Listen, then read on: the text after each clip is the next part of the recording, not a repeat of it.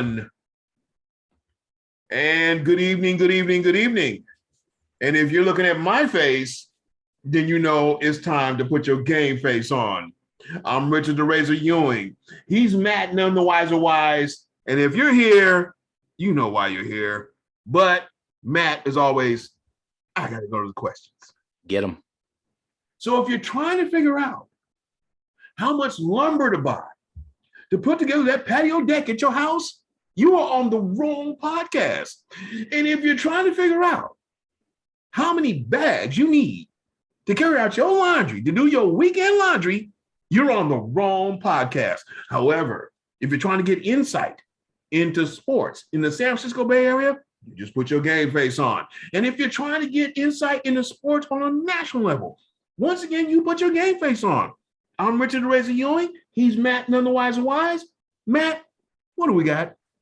Well, let's see. The Sharks are 3-1 to start the season, so that is super exciting. The Warriors. Wait, actually, the Sharks are 4-1. 4-1. My bad, 4-1. But they did just lose to Boston. Yeah. And then you got the Warriors at 3-0 to start the season. So that's a beautiful start. And the first two games were no walks in the park. You were up against the Lakers and then the Clippers. So you beat the Kings last night. And then you got the 49ers who it's tough, man. It really is. I'm not. It really is tough right now. Watching the 49ers struggle the way that they are. So those are some things that we do have. But before we get to that, Richard, we got to pay some bills. I mean, you just got to. Hey, man, look, if you don't pay the bills, you don't keep the lights on. That's right. And my lights are on, and I need a lot of lighting to make this face look good. That's right. Me too. So we got to pay the bills. Hey, look, when you got a face like this, you need the lighting. Okay, that's it. Bro, I have a face only a mother can love. That's it. And so, but you know what? We're back this week. We're better than ever. Bet Online is back. They're better than ever. They have a new web face for the start of basketball season with more props, odds, lines than ever before. Bet Online remains the number one spot for all basketball and football action this season. So I encourage you to head to the new. That's right. I said new. The updated desktop. The new and updated desktop and mobile website to sign up today and receive your 50% welcome bonus on your first deposit. And what do you got to do that, Richard? What do you think you have to do to get that 50% welcome bonus? There's got to be a promo code. Absolutely. There's a promo code, and it is BLEAV50. That's BLEAV 50. And you will receive your 50% bonus. Shout out to Believe Talent Networks. That's the promo code, BLEAV50. Yep. So from basketball to football to baseball postseason, NHL, boxing, UFC, right to your favorite Vegas casino games.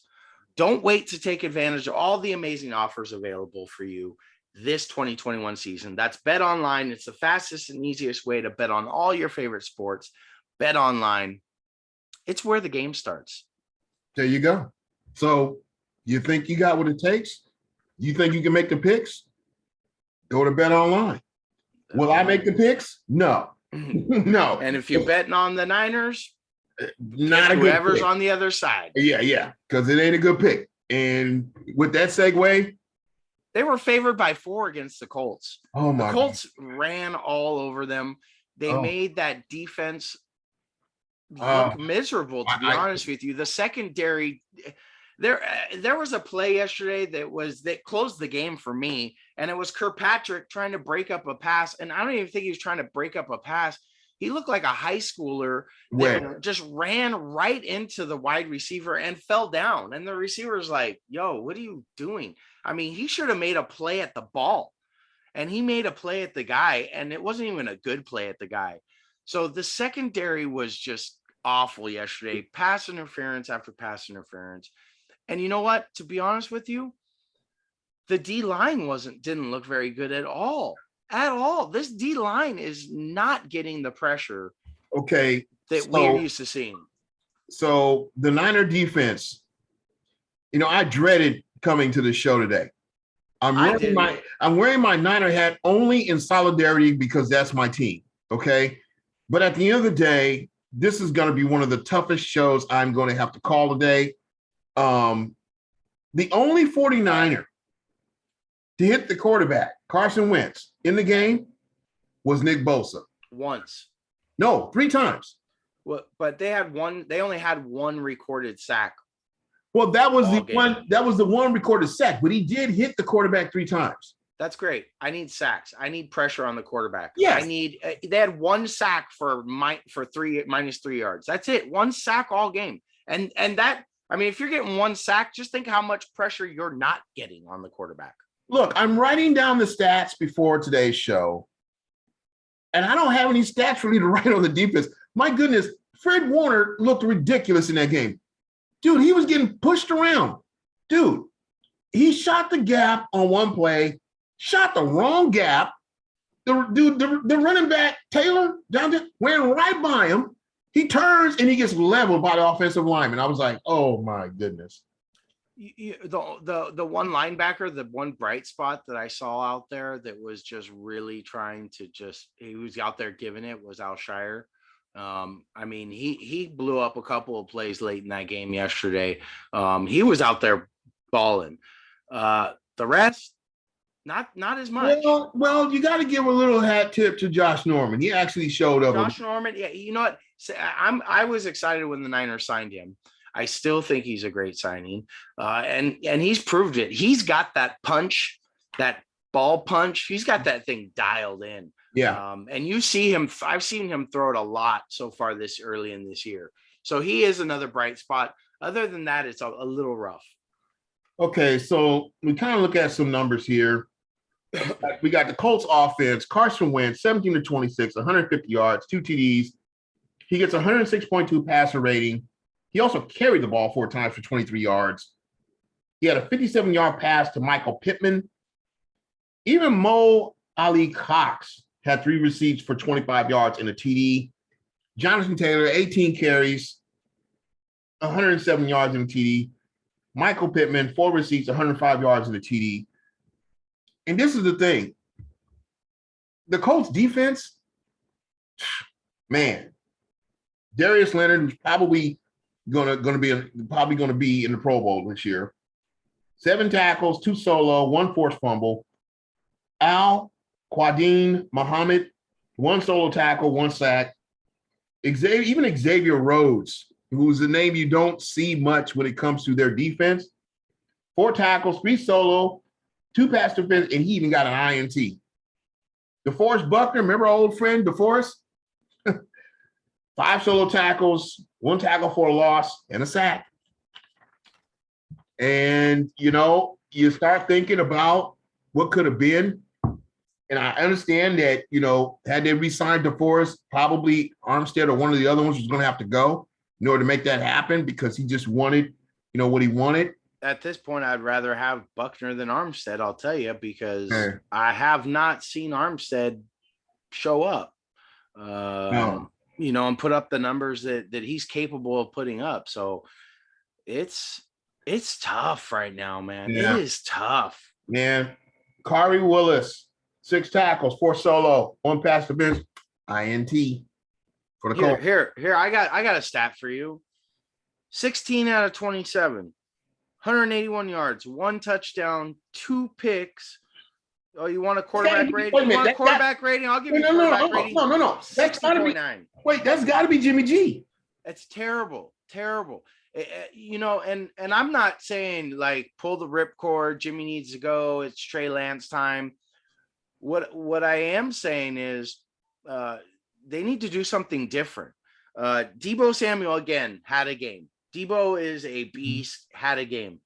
Other than that, there's no distribution to really anybody else on that receiver cord. Warner 2 receptions, Sanu 1 reception, Hasty the second highest receiver on the team. Yeah, with 6 for this receptions. game with 3 receptions. No, 3.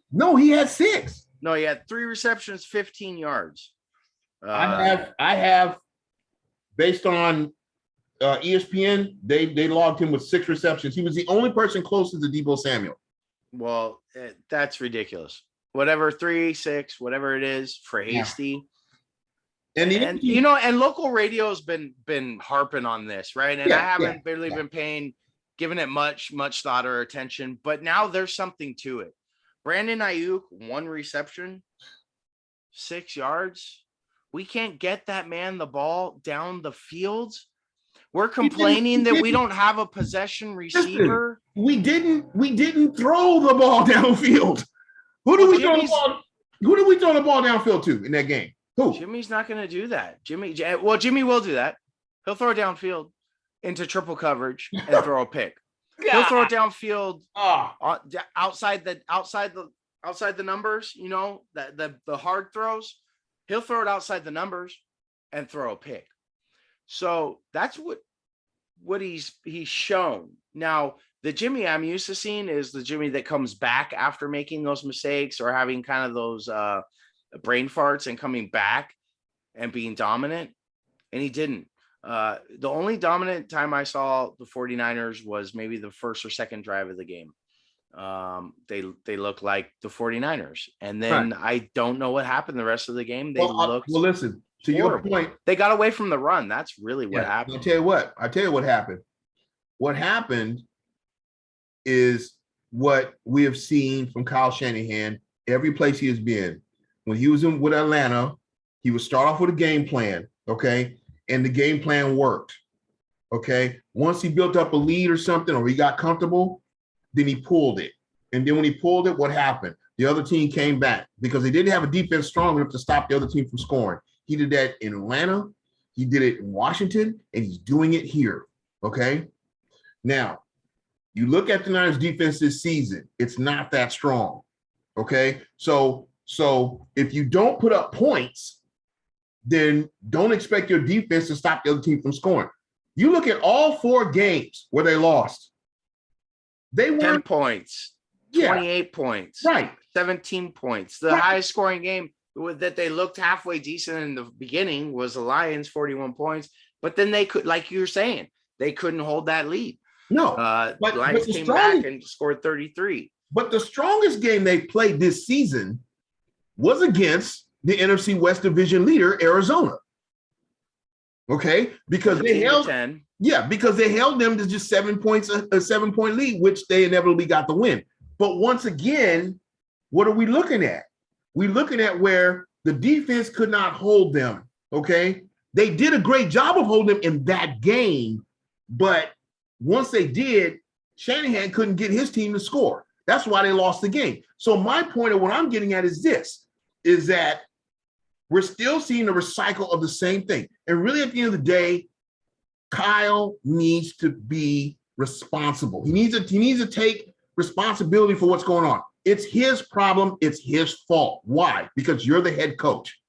Okay? You cannot start with a game plan, watch it work, and then pull it back and change it and think that you're going to win the game. What you got to do, send those running backs to do something else and just run up the gut. If they can't catch the football, figure out which one can. Send them in the backfield in the flat. Have them catch the football. Run screens. I didn't see any of that. The other problem I have with Kyle is the fact that you're constantly not giving the defense anything to think about. You're throwing the ball underneath, and I don't know if it's because, what is it? Garoppolo doesn't feel comfortable throwing the ball downfield, or is it because Kyle doesn't have confidence in him to throw the ball downfield? Well, here's the thing. You don't have to have confidence in Jimmy Garoppolo. You don't have to have confidence in your wide receiver. Throw a 60-yard bomb. You're going to get a pass interference call. Hey, majority of the time. Hey, because I think that's one of the best play calls in the playbook at this point in time for yardage is throwing it deep, one-on-one coverage and hoping for either a catch or a pass interference. Because the percentages are really, really high. And look, the Niners got burned on it. And you're not even taking chances to put the defense in the position to make those mistakes. You're giving it to them. I want to on defense. Show me a blitz. Show me a blitz because 4's not getting it done right now. Look, I'm gonna tell you something. That secondary looked like a Pop Warner secondary. Oh my goodness, really? And not only that, Kyle Shanahan, I hope you're watching our show today. I hope you're listening. Okay. My man, Matt NoneTheWiser, just brought this up and just said, hey, look, throw the ball downfield. You're going to get one or the other. Hey, take notes. Guess what? That's what just happened to you. All right. The Colts did that to you, and they did it often. And every time they did it, they got a PI from it. So if you don't replicate what you just had happen to you, guess what?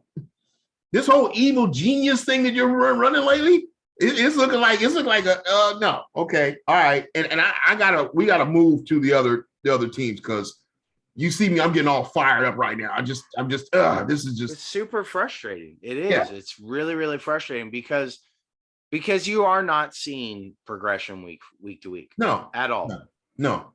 So we're gonna move to my boys right here. Okay. Warriors. That's right. In your hat, the city. I see you. Okay. 3-0. Handle California well.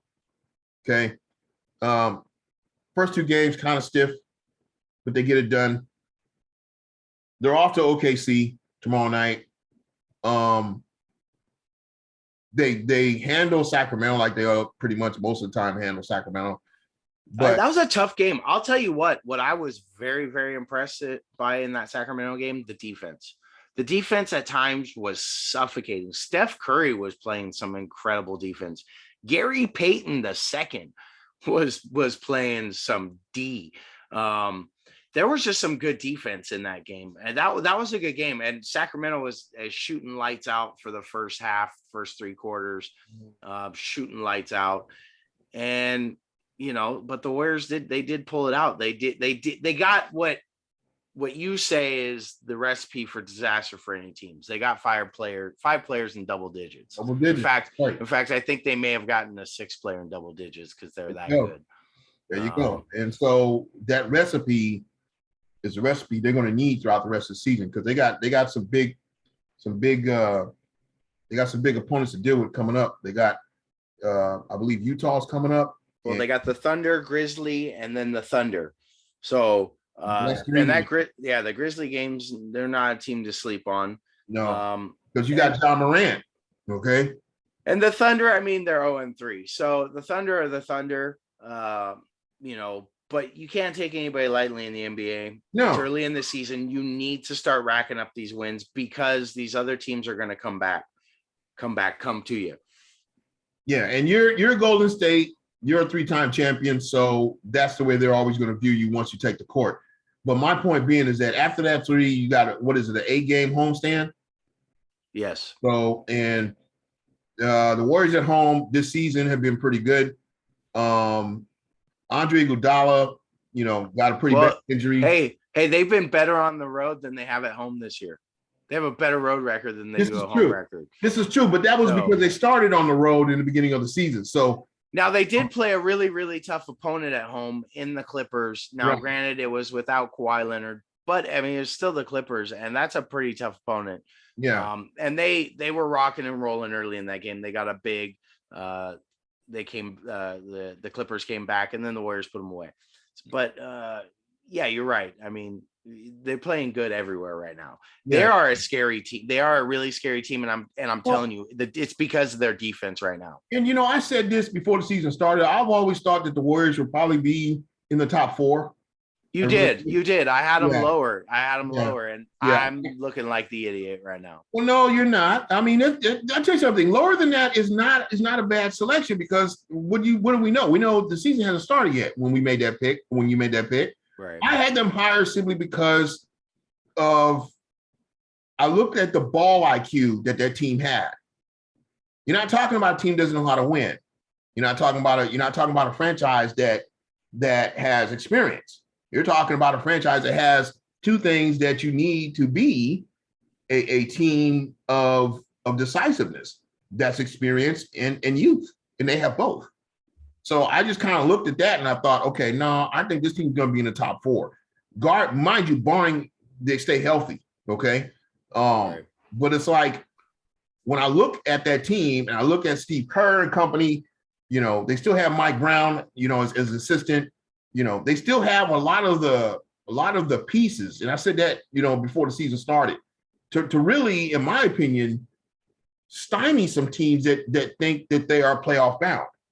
They do. They have the ability to go into places like Utah and Denver and Portland and stymie these guys because they still have a healthy Steph Curry. They still have the ball IQ of a Draymond Green, and they have the emergence of not just one now, two guys that are useful in Jordan Poole and Damian Lee lately has just stepped up. Yeah, big game, 11 points last night.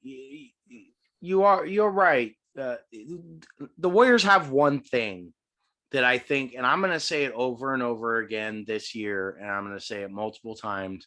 We are watching one of the greatest basketball players to ever grace the courts play in our hometown for our team, the Golden State Warriors, and that's Steph Curry. So we have that factor, right? And that factor trumps a lot. Like when you had the Jordan factor, Jordan trumped a lot, right? It didn't matter what you had on paper. It didn't matter what all-stars you had on the other team. When you had Jordan, you had something. The thing that worries me, and you talk about Jordan Poole, he's that second wave guy, that second string guy that could come in off the bench, can carry the team. 22 points last night.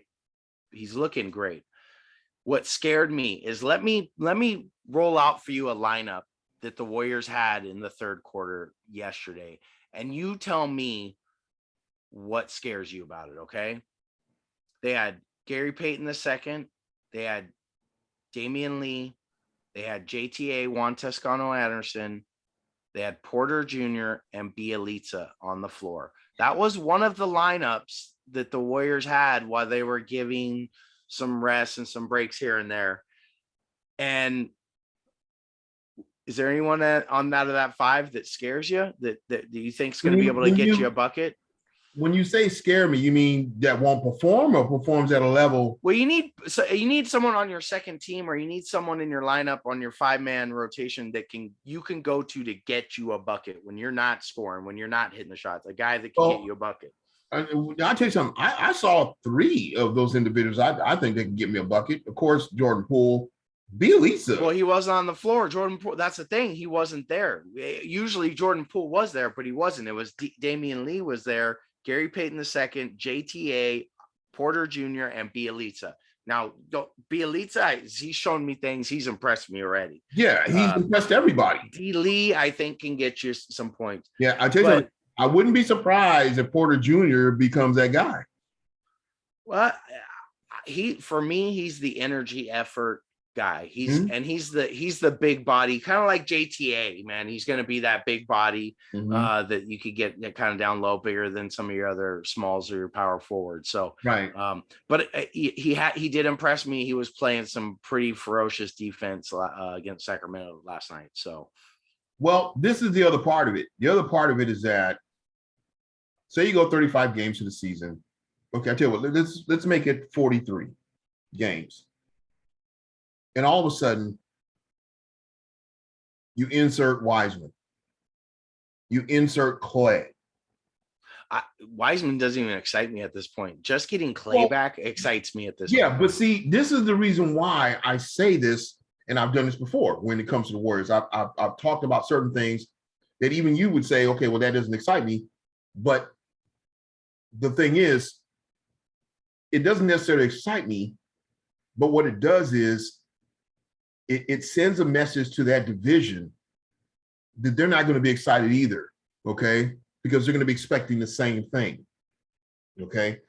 I'm saying when they insert Wiseman, you're talking about a Wiseman that wasn't the same guy from last season, okay? A little more development, a little more patient, understanding, what his role is, what he can do, okay?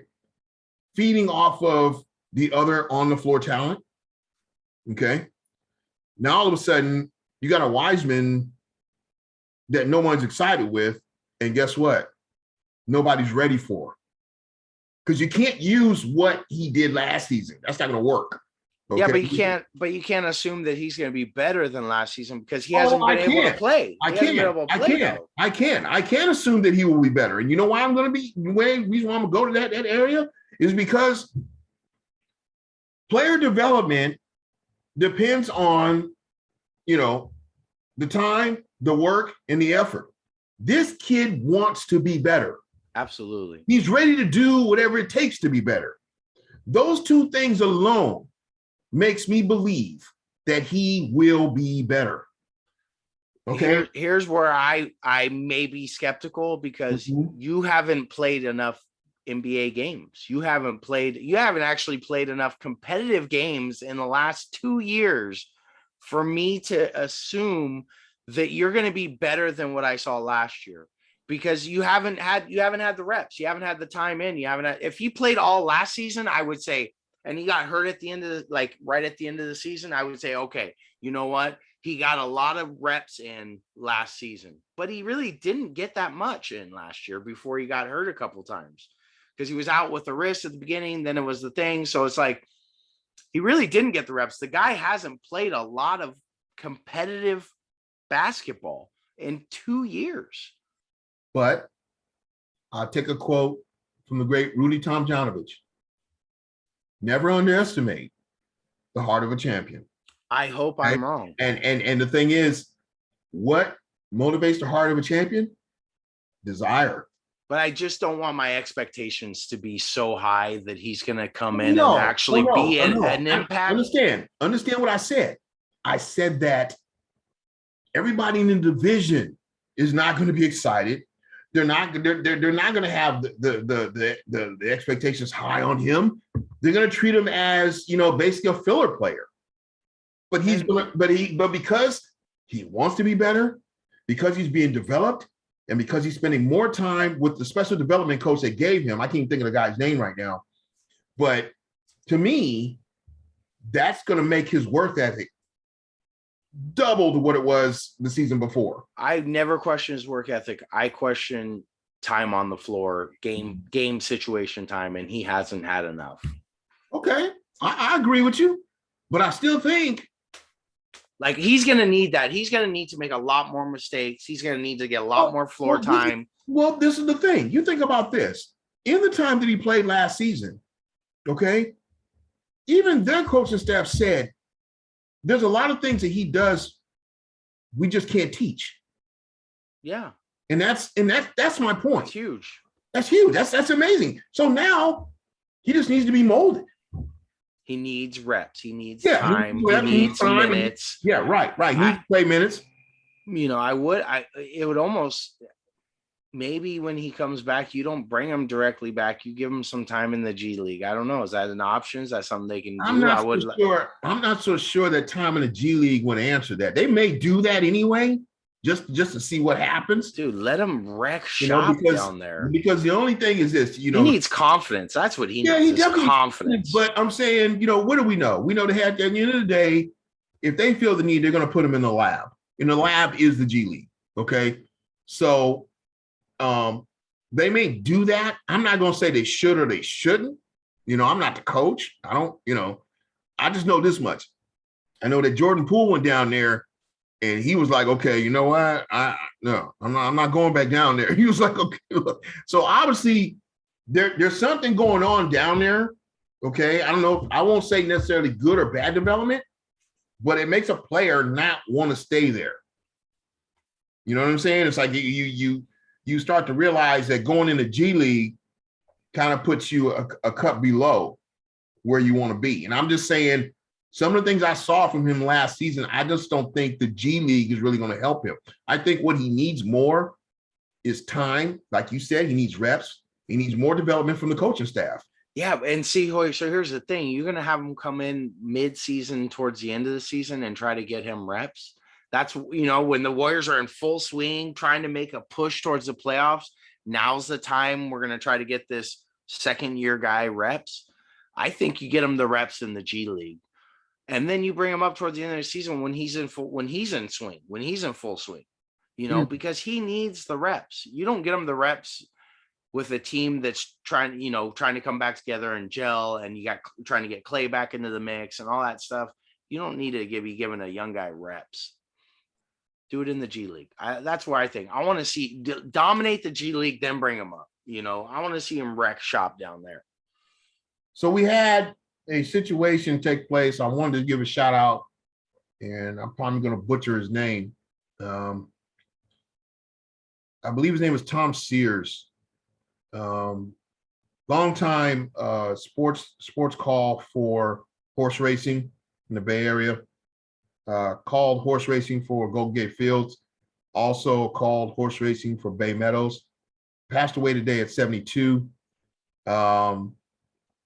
Basically, was around horse racing all of his life.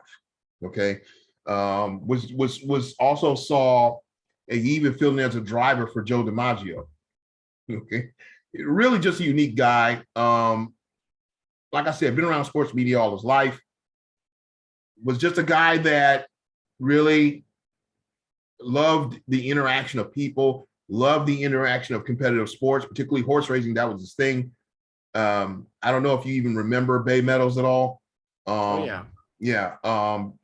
Bay Meadows is over where I grew up, over in Redwood City. Eventually they did shut it down.